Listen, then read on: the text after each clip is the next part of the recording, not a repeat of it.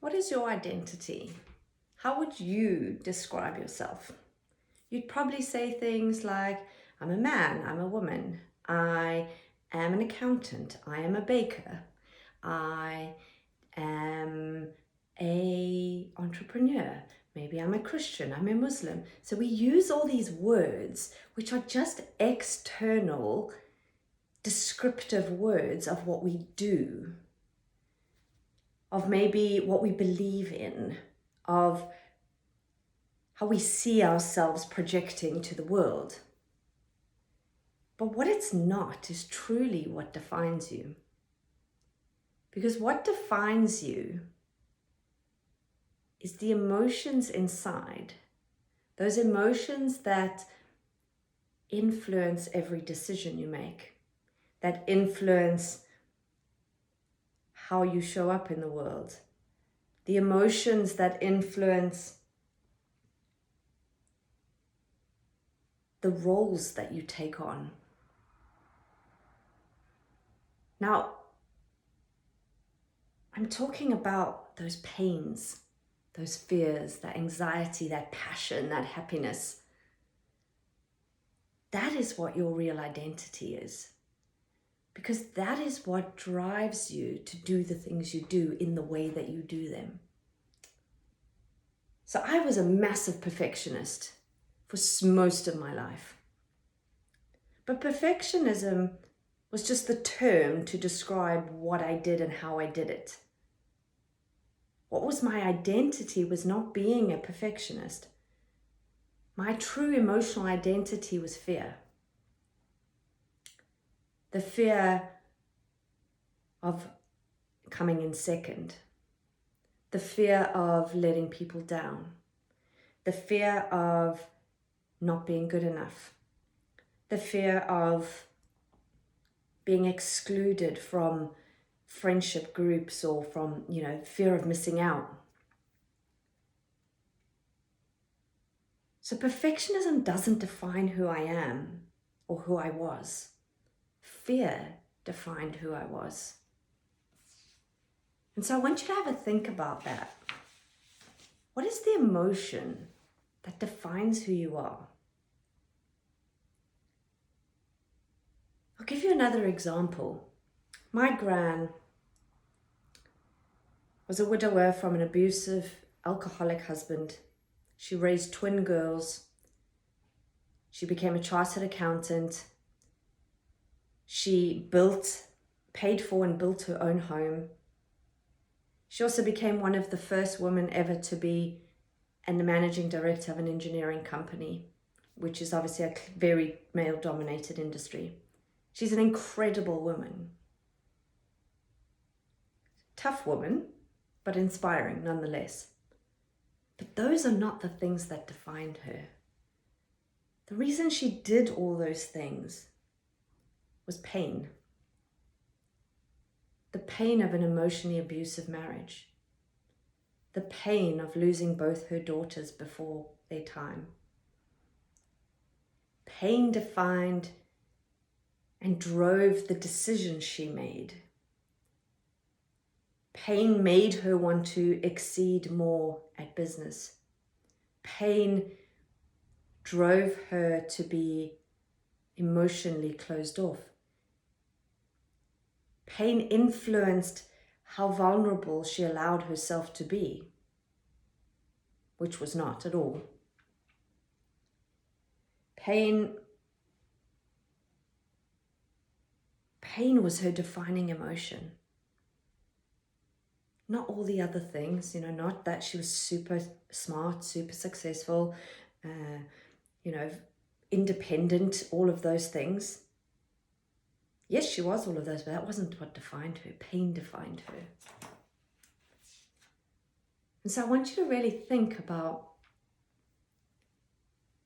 what is the defining emotion within you. Now we all have loads of different emotions that build up through our lives that we pick up as we go through the path of life. And we kind of put them into our filing cabinet that makes up this, puzzle that is who we are.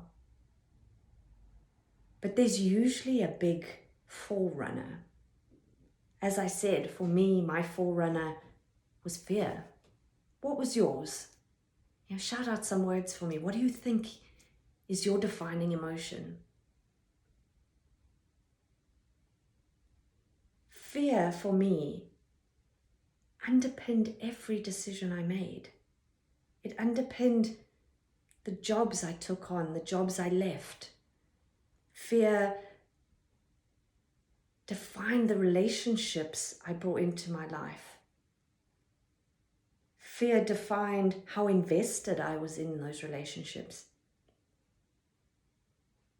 Fear defined how I showed up every day.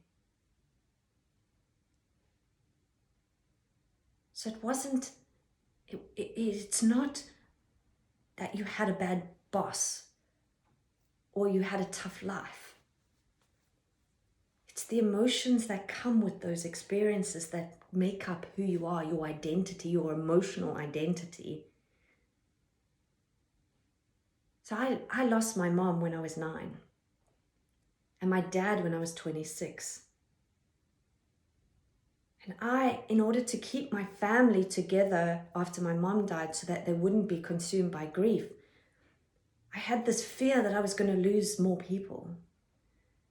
So to keep them together, I needed to do well because they thrived when I was thriving. They thrived when I was achieving. They felt good when I was succeeding. So I had this fear of failure. Because failure meant my world, my family unit may collapse.